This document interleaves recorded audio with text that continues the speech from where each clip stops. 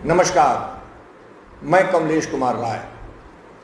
आज प्रधानमंत्री नरेंद्र मोदी द्वारा सभी मुख्यमंत्रियों के साथ 40 दिनों के लिए लॉकडाउन की स्थितियों पर विचार करने के लिए एक बैठक की गई।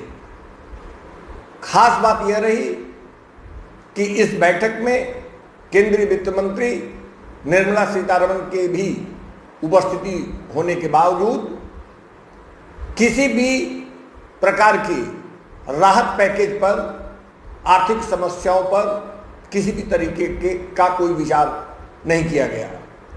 प्रधानमंत्री द्वारा सिर्फ और सिर्फ कोरोना के इस लॉकडाउन से संबंधित समस्याओं को पर स्वयं को केंद्रित रखा गया।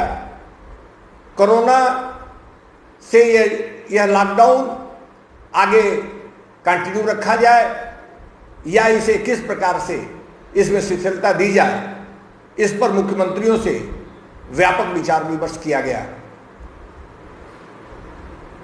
बैठक के बाद प्राप्त जानकारी के अनुसार लगभग सभी मुख्यमंत्रियों द्वारा आगे 2 सप्ताह तक के लिए लॉकडाउन को आगे बढ़ाने के लिए अपनी सहमति देने की बात कही जा रही है। वहीं दूसरी तरफ यह बात भी सामने आई है कि लॉकडाउन के लिए प्रदेश के तमाम जिलों को 3 भागों में बांट दिया जाए। हॉट स्पॉट बनाए जा चुके क्षेत्र को जहां रेड जोन में, वहीं दूसरे को ऑरेंज में और तीसरे को ग्रीन जोन में डिवाइड करने की बात सामने आई।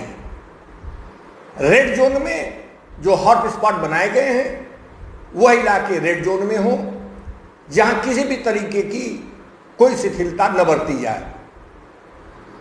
दूसरी तरफ ऑरेंज जोन में लोगों को एक सीमित सुविधा दी जाए, सीमित ढंग से उनको छूट दी जाए, और वहीं ग्रीन जोन से संबंधित लोगों के लिए अपने इलाके में स्वतंत्रता दी जाए, वह भी कुछ निश्चित दायरे के अनुसार।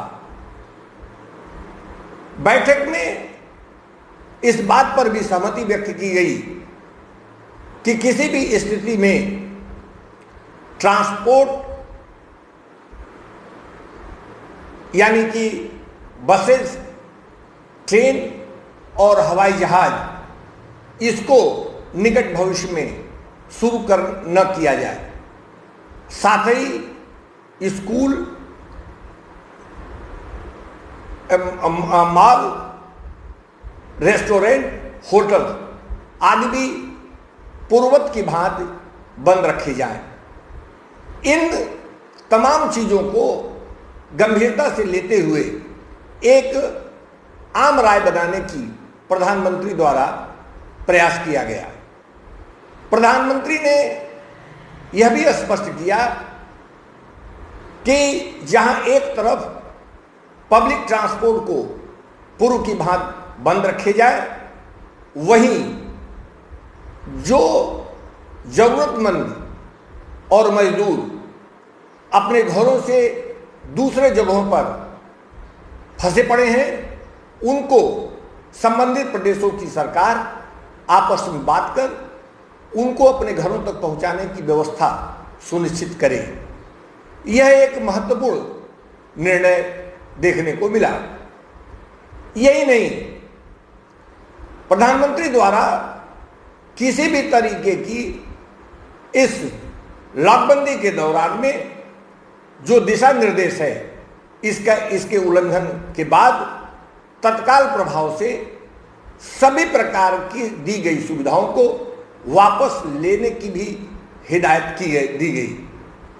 यही नहीं, यह भी स्पष्ट किया गया कि किसी भी स्थिति में, किसी भी ढंग से, चाहे कोई भी स्थिति सामने आ जाए, इस लॉकडाउन के साथ किसी भी तरीके का मजाक न किया जाए और प्रदेश की सरकारें ट्रीटमेंट, ट्रेसिंग और टेस्टिंग की जो स्थितियां हैं उसको और तेजी से और मजबूती से आगे बढ़ाने का प्रयास करें, जिससे लोगों को ज़्यादा से ज़्यादा लोगों को ट्रेस कर उनकी टेस्टिंग की जा सके और उनको ट्रीटमेंट दिया जा सके। वहीं दूसरी तरफ बड़ी म्यूचुअल कंपनी द्वारा पिछले दिनों 28,000 करोड़ से संबंधित अपने 6 स्कीमों को बंद कर देने की वजह से एक क्राइसिस की स्थिति उत्पन्न हो जाने और लोगों में भ्रम की स्थिति होने की वजह से जो निवेशक हैं उसमें घबराहट सी हो गई थी। ऐसी स्थिति से निपटने के लिए, लोगों की भ्रम को दूर करने के लिए, लोगों में भरोसा बनाए रखने के लिए आरबीआई ने आकर 50,000 करोड़ रुपए की एक विशेष प्रावधान के तहत एक विंडो बनाने की घोषणा की गई। आरबीआई के इस पहल से जहां निवेशकों में एक भरोसा बनने की बात कही जा रही है, वहीं म्यूचुअल कंपनियों में उनका विश्वास म्यूचुअल कंपनियों से नहीं उठेगा, निवेशकों में उन पर भरोसा बना रहेगा। इस पर भी लोगों का मानना है कि आरबीआई का यह सराहनीय कार्य आम निवेशकों के हित में लिया गया निर्णय है। वहीं दूसरी तरफ यह बात भी आई है कि प्रिंट मीडिया जैसी मीडिया के द्वारा समाचारों को भली भांति विश्लेषण किए बिना इस तरीके के भ्रमित समाचार छापे जा रहे हैं, जिसके चलते आम निवेशक भ्रमित हो जा रहा है। उसमें इस तरीके के निवेश के प्रति भरोसा उठ रहा है जो ठीक नहीं है, जो किसी भी हालत में उचित भी नहीं कहा, जिसे उचित भी नहीं ठहराया जा सकता है। प्रदेश के मुख्यमंत्रियों द्वारा प्रधानमंत्री को अपनी बैठक में यह बात भी बताई गई कि चूंकि लॉकडाउन के चलते तमाम तरीके के टैक्सेस का कलेक्शन नहीं हो पा रहा है, ऐसी स्थिति में प्रदेश सरकारें संकट में हो सकती हैं और आने वाले दिनों में सबको समय से उनके तनख्वाह, उनके भत्ता का भुगतान करना पड़ेगा। और ऐसी स्थिति में यदि लॉकडाउन में शिथिलता न बरती गई, लॉकडाउन को यथाशीघ्र खोला नहीं गया, तो आने वाले दिन संकटमय हो सकते हैं। दूसरी तरफ अंतर्राष्ट्रीय स्तर पर अमेरिका ने भी अपने 6 जिलों में जहां लॉकडाउन किया गया था वहां भी शिथिलता बरतने का निर्णय लिया गया है। न्यूयॉर्क जो इस महामारी का मुख्य सेंटर बना हुआ था, वहां भी आगे आने वाले दिनों में कंस्ट्रक्शन कंपनियों को छूट देने की बात कही जा रही है।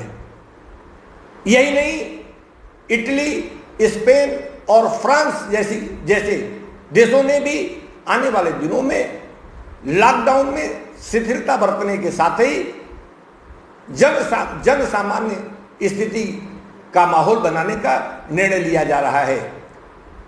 स्पष्ट है कि दुनिया के सारे देश इस त्रासदी से जल्द छुटकारा पाने के लिए और आर्थिक दुर्व्यवस्था न पैदा हो पाए उनके देश में, इसके लिए प्रयत्नशील हैं। और यही वजह है कि चाहे वो देश के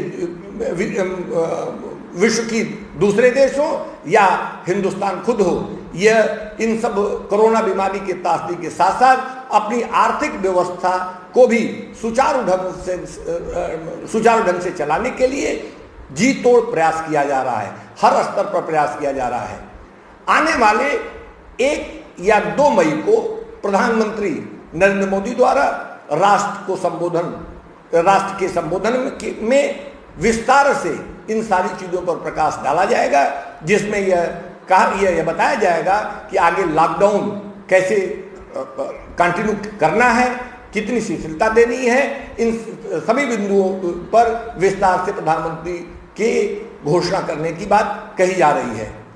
अपनी बैठक के दौरान प्रधानमंत्री द्वारा राजस्थान के मुख्यमंत्री अशोक गहलोत की भी तारीफ की गई। प्रधानमंत्री ने अशोक गहलोत का नाम लेकर अन्य मुख्यमंत्रियों से यह कहा कि जिस तरीके से राजस्थान में मजदूरों के हितों को ध्यान में रखते हुए 8 घंटे के काम को, उनके 8 घंटे के काम को 12 घंटे में बदला गया और वहाँ मजदूरों को बेहतर सुविधा, बेहतर व्यवस्था और बेहतर भुगतान करने की व्यवस्था की जा रही है। इसको सभी को समझने की जरूरत है और उसके अनुसार काम करने की भी आवश्यकता है। इन तमाम बिंदुओं पर गहनता से बात की गई और मुख्यमंत्रियों से एक आम सहमति भी बनाई गई। संभव है प्रधानमंत्री द्वारा अपने संबोधन में इन सहमति मुख्यमंत्रियों से की गई वार्ता के बाद ली गई सहमति के आधार पर जो निर्णय लिया जाएगा उसकी घोषणा सबके सामने हम सबको देखने को मिलेगा। उपभोक्ता मंच के लिए आज बस इतना ही।